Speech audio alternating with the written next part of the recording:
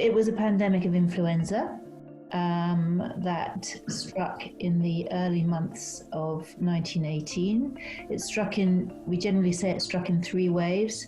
So there was a first kind of mild wave in the Northern Hemisphere spring of 1918, which receded in the summer or late spring.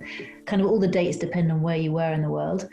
And then there was a second wave which erupted in the latter part of August.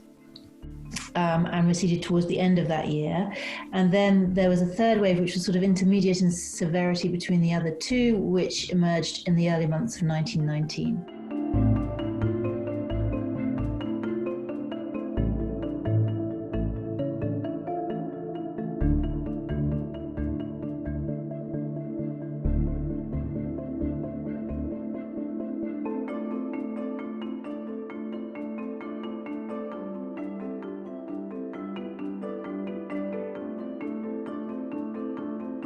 We think it infected about 500 million people, so 1 in 3 people in the world alive at that time, and that it killed 50 million of them.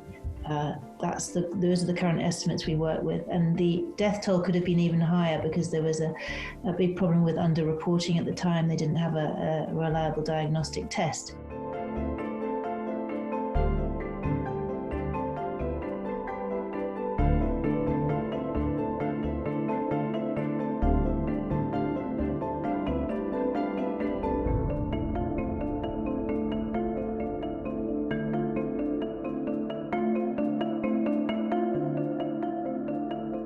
Undoubtedly, it was a concept, but to put in place a socialized medical healthcare system, a socialized healthcare system, is not an easy thing. You have to find a way to pay for it. You have to reorganize all your doctors and the way that you deliver healthcare.